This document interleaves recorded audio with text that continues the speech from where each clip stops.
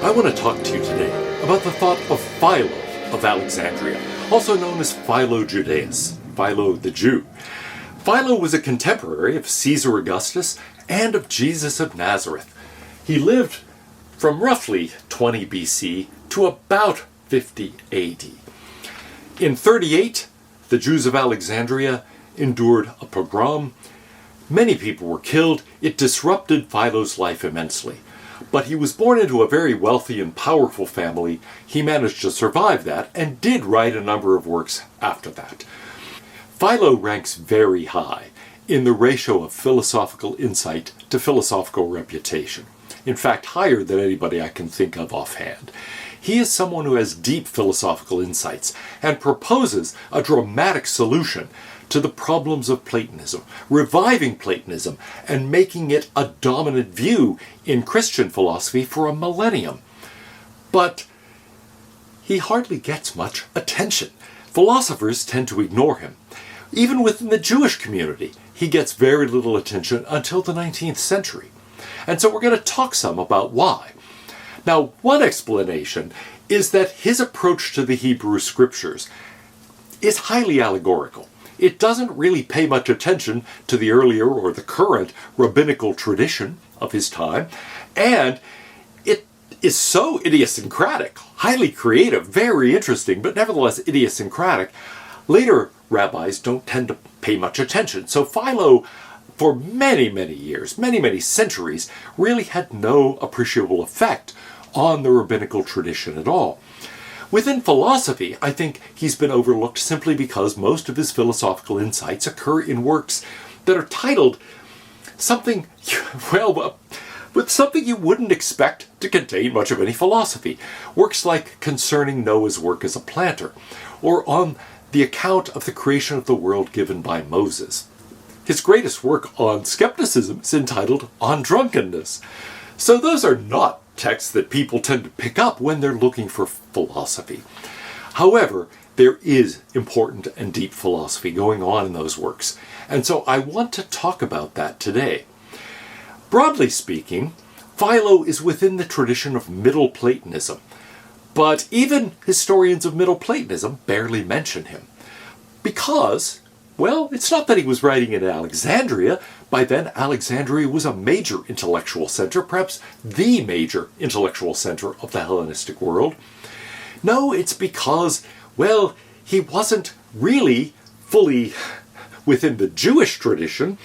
He wrote in Greek, and his way of thinking, his concepts are clearly Greek concepts, foreign to the general drift of the Jewish interpretive tradition.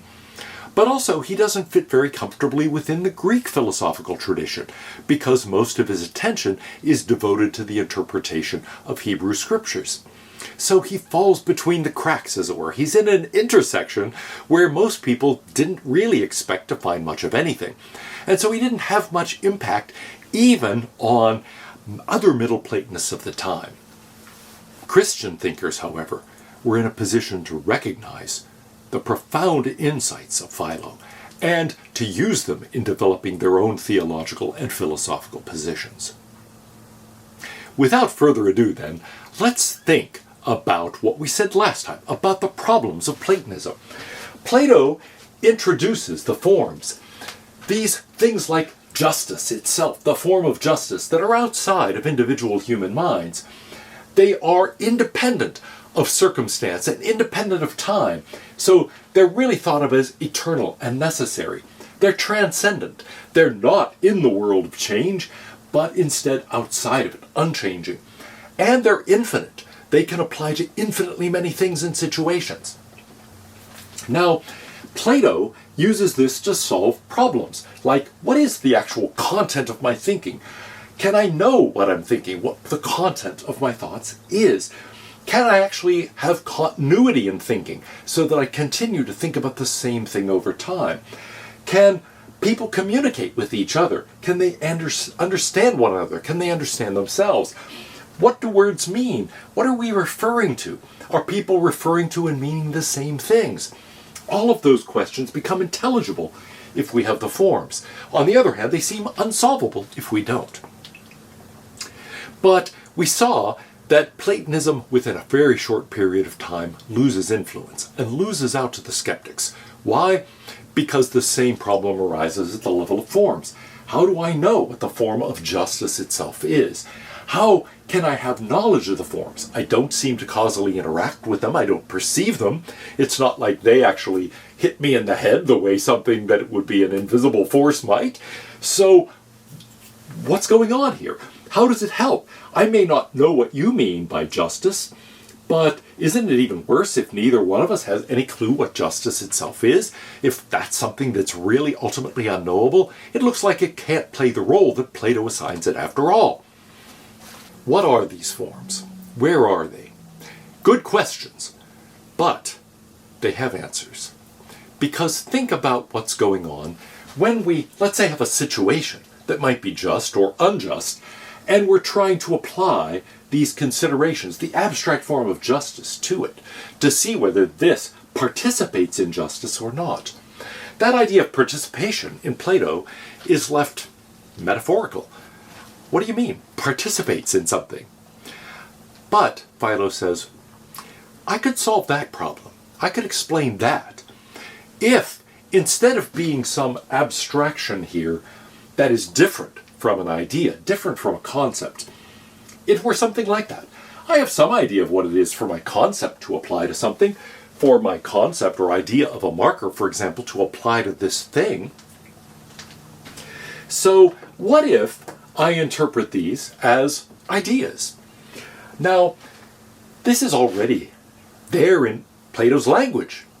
He uses a Greek term that is really just ideion, idea. And so we might say, look, the forms are really just ideas. Then we can explain, since we understand roughly how ideas apply to things in the world, well, maybe we don't, but anyway, it seems like a familiar enough thing, we better figure out how to do that. Anyway, we reduce at least the problem of how these might apply to things in the world to the problem of how an idea or a concept applies to things in the world, or for that matter, how a word applies to things in the world. So that seems a bit more manageable. But now, it can't be an idea in your head or my head. The sophist traps us in our own individual minds, and actually, the skeptic makes even those individual minds opaque to ourselves. So we might say, well, yeah, it can't be in an individual human mind. They've got to be eternal, necessary, and transcendent, and infinite. What could be like that? It better be an idea in the mind of an eternal, necessary, transcendent, and infinite being. Well, what could be like that? These are ideas in the mind of God. So what is the realm of forms? It's simply the mind of God. The set of ideas in the mind of God. Well, what do we call that? This is the thing that gives rational structure to the world. And it's the content of the mind of God. So, his way of talking about the realm of forms, his term for this is the Logos. Now, this is a pretty special thing. The Logos, the mind of God, is something that lends a structure to the world. It is what underlies the content of our own language, our own thinking. It's what enables us to have some degree of continuity, communication, meaning, and reference. But that means we have to have some relation to the mind of God. And so the world also has to have some relation to the mind of God, so we better figure out what on earth is going on there, how all of that is possible. Now, let's think about this in a certain kind of way. We could think, okay, the Logos. Well, it is the mind of God, so it is, in his terms, the second God. Now, that's only a way of speaking. There is one God, according to Philo, but it's something like a second God. It is something like the Son of God. And so as soon as we put it in those terms, you might think, oh, I see why Christian thinkers were suddenly fascinated by this. The Logos, the Word of God, becomes Christian thinkers' way of thinking about Christ, the second person of the Trinity. So the logos here is indeed the word, which is another meaning of logos in Greek. It is the Word of God, second God, the Son of God. Well, so far, you might say, it's not very clear how this solves our skeptical problem at all. Now you've said, instead of being in some strange Platonic heaven that I don't understand, these are ideas in the mind of God. Well, I didn't understand how it was possible for me to know about anything in Platonic heaven. I don't understand how it's possible for me to understand what's in the mind of God either. So you might say, I don't see how this helps. Here's how. First of all, it wasn't clear how the form of justice could actually have any causal power. But God has ultimate causal power. God can do anything. So first of all, God can illumine our minds. God can reveal certain aspects of the mind of God to us. And indeed, later, Augustine talks about illumination. The mind is illuminated by God. And God reveals some aspects of the mind of God to us. But Philo has a somewhat more detailed account. Philo says, well, in addition to the various problems about what you mean and what your concept of justice is, and so forth, we've also got this question of the world itself. After all, part of the skeptical puzzle is how these things relate, but part of it is simply how either one relates to the actual world. Now, when we're talking about something abstract like justice, it may be less obvious, but if I'm thinking about things like marker, or I'm thinking about whiteboard, then it's pretty clear I'm talking about things in the world. And so how is it possible for me to have a concept adequate to the things in the world? Now, here is Philo's account then. He says, imagine that you're building a building. Let's make it simple. You want to build a house. And let's say you don't want to just buy an existing house or something a builder is already building. You want something that is distinctive, a custom house. How do you do that? Well, first thing you do is hire an architect and have that architect work with you to design this custom house. Second thing is you're going to have a builder. You're going to have a construction firm that is going to engage in the building. And then you're going to have raw materials out of which to build the house. You're going to have workmen, subcontractors, and so on. And so you might think, okay, yeah, there's a complicated process here of actually constructing this. You might see why the crucial moves here are contained in the work on the account of the world's creation given by Moses. In creating that world, God is doing something like what we would do in creating a custom house. First of all, you need a design. And so God has to come up with a design for the world. Well, the design is just the logos. That's the design. That's the abstract blueprint for the world. Now, what does God do in creating the world? Doesn't have to have a special contractor, or maybe when you get to the question of the problem of evil, he in a sense does, but we'll come back to that. Really, what's going on is that you now have to construct the world according to that plan. And so, we've got here the design, the logos, which is something like the blueprint, the design. Then, we actually have it stamped on the world. And Philo says, that is something like the process of stamping a coin, minting a coin. What happens here is you have some metal, you take this stamp and you stamp it on that. You get an impression of that original on the thing itself, on the coin. He says that's the type of thing. The world is like a coin that has been stamped with the logos, stamped with the mind of God. But where does that leave us? Here's the key thing. If we're thinking about the mind, we realize God has created us in the image of God. We are created in the image of God. And Philo is quick to say, that's not a bodily thing. It's not that God has something like a human form. It's something about the mind. Our minds have been created in the image of God. That is to say, in the image of God's mind. And so The Logos is not only imprinted on the world as a blueprint, it's also the blueprint for our minds. The same type of stamping process goes on with the mind. This is absolutely crucial, because this means that the structure of the world and the structure of my mind are in some way congruent. Now, they're not exactly the same.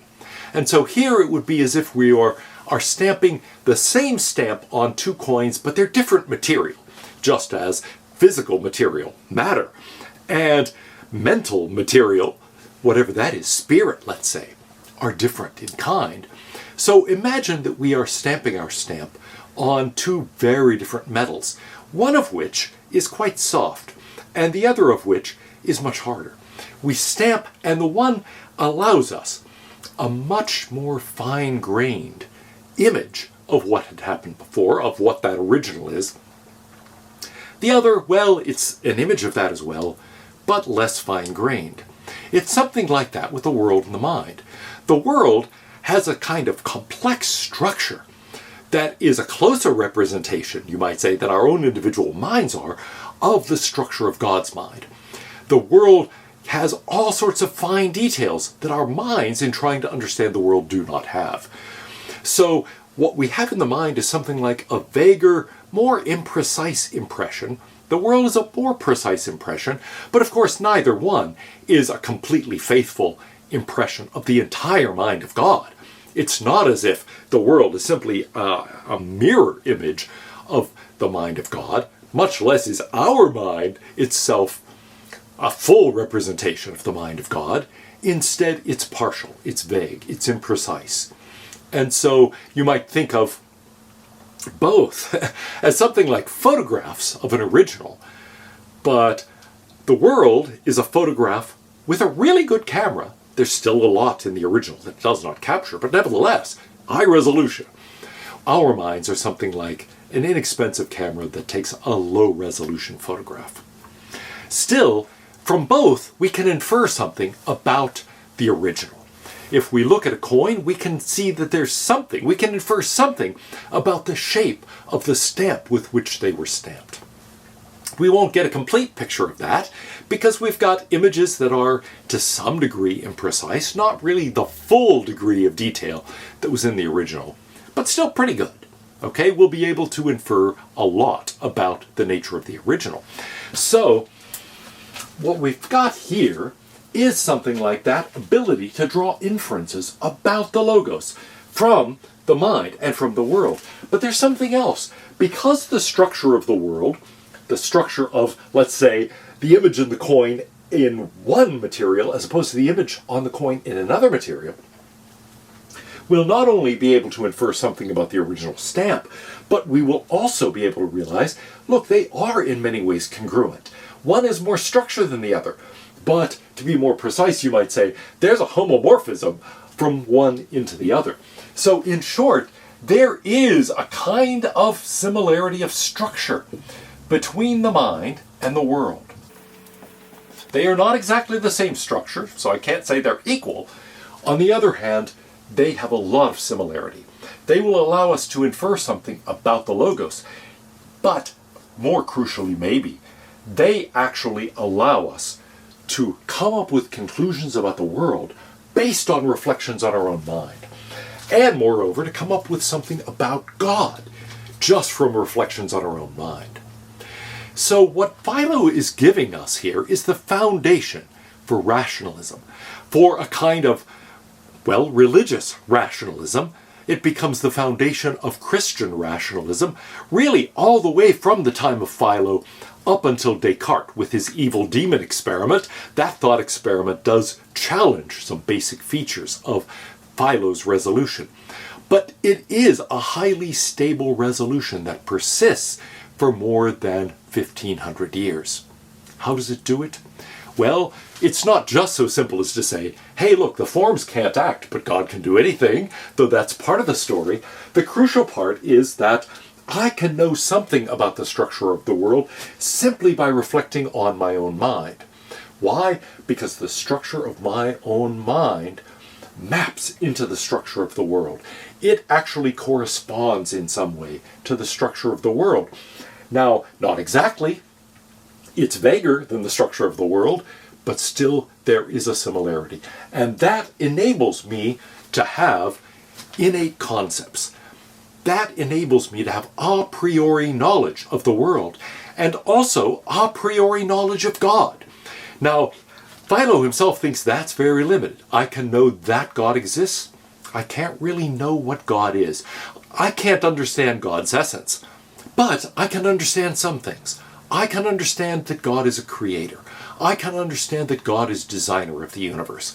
I can have an idea that God is rational and that God is good. So I think when you look at the details of his thinking, even though he denies that I can know God's essence on the basis of this sort of inference from the copies to the original, still I can understand something about God.